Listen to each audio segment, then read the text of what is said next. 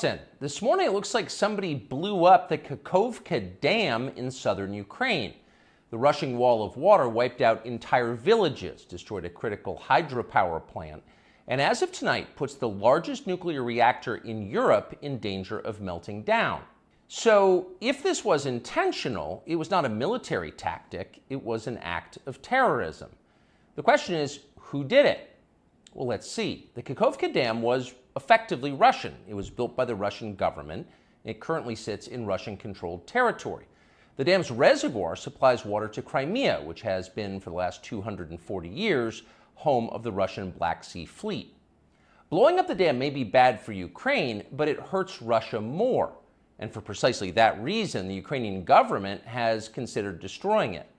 In December, the Washington Post quoted a Ukrainian general saying his men had fired American-made rockets at the dam's floodgate as a test strike. So really, once the facts start coming in, it becomes much less of a mystery what might have happened to the dam. Any fair person would conclude that the Ukrainians probably blew it up, just as you would assume they blew up Nord Stream, the Russian natural gas pipeline, last fall. And in fact, the Ukrainians did do that, as we now know. It's not like Vladimir Putin is anxious to wage war on himself.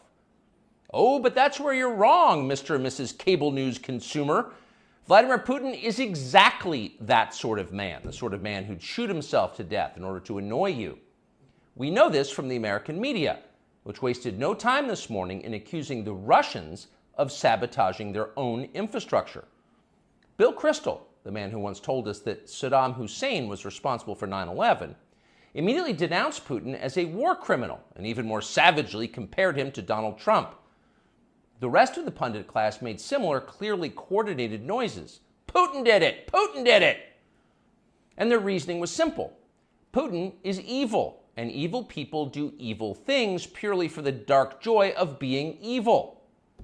In this specific case, Putin attacked himself, which is the most evil thing you can do, and therefore perfectly in character for a man that evil.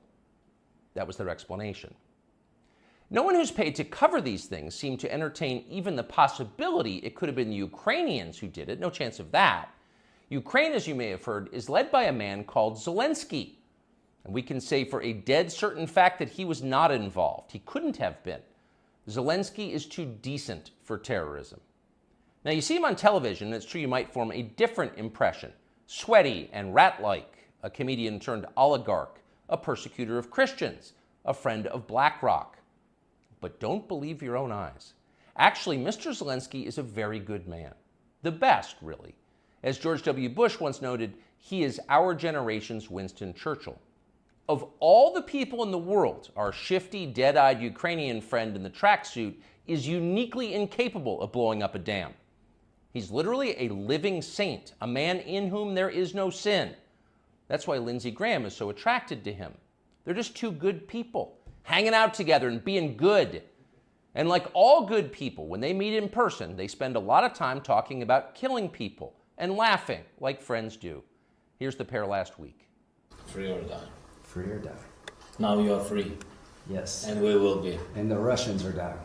It's the best money we've ever spent. Thank you so much. No, it's... The Russians are dying. It's the best money we've ever spent, Graham says. A smile spreads across his thin, quivering lips as he forms the words. He looks like a starving man contemplating a breakfast buffet. The aroma of death has aroused Lindsey Graham. Thanks so much, replies Zelensky. He feels the same way. See, there's nothing dark here. Just two middle-aged guys celebrating the killing of a population. They don't seem like the kind of people who'd enjoy flooding villages or starting a famine. And in any case, who cares if they are? It's really not your business. Your job is to support Ukraine. Watch Nikki Haley, a Republican candidate for president, explain this principle on CNN. A win for Ukraine is a win for all of us. And for them to sit there and say that this is a territorial dispute, that's just not the case. To say that we should stay neutral, it is in the best interest of America. It's in the best interest of our national security for Ukraine to win. We have to see this through. We have to finish it. See?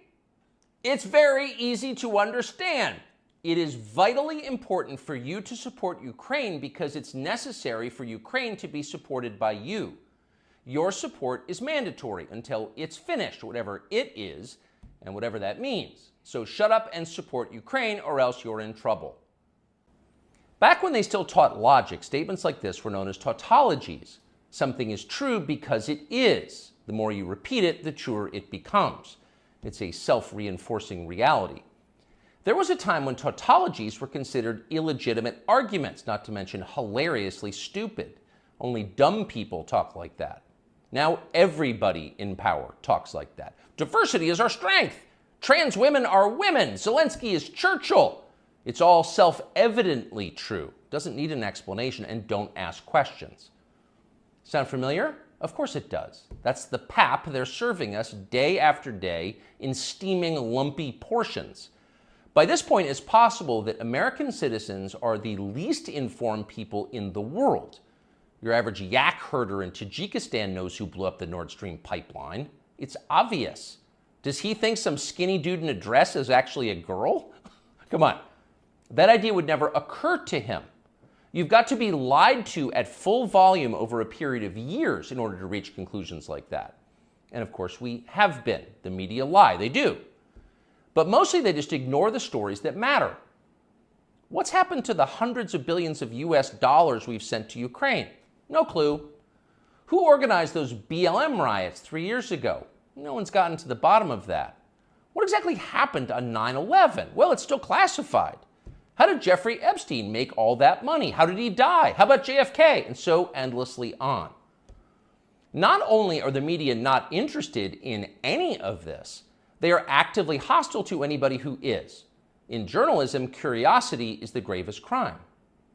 Yesterday, for example, a former Air Force officer who worked for years in military intelligence came forward as a whistleblower to reveal that the U.S. government has physical evidence of crashed non-human-made aircraft, as well as the bodies of the pilots who flew those aircraft.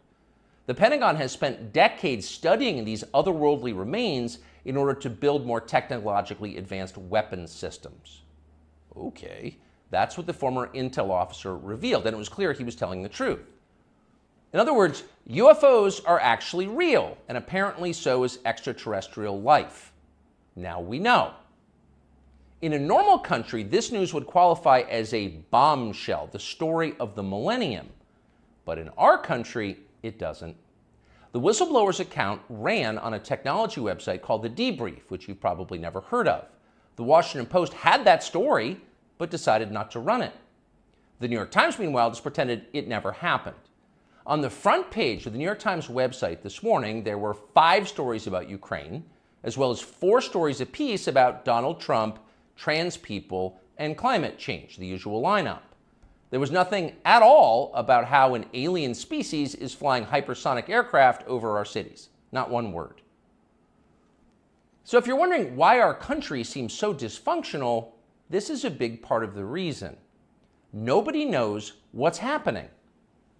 A small group of people control access to all relevant information, and the rest of us don't know. We're allowed to yap all we want about racism, but go ahead and talk about something that really matters and see what happens. If you keep it up, they'll make you be quiet. Trust us. That's how they maintain control. When Western tourists first started traveling in large numbers to the Soviet Union in the early 1970s, they found that many Russians had a completely warped understanding of the United States. They thought that Americans lived in grinding poverty, in a state of perpetual race war, and were desperate to flee to the freedom and prosperity of the Eastern Bloc. They thought this because that's what they had been told. They had no way to know otherwise. The few Russians who understood what was really going on in the rest of the world had learned about it from listening to shortwave radio broadcasts, sometimes under the covers so the neighbors wouldn't hear. 50 years later, it is bewildering to consider the ironies here. We're the ones who live in ignorance now. The US government has managed to classify more than 1 billion so-called public documents. So at this point, we can't possibly know what our leaders are doing. We're not allowed to know.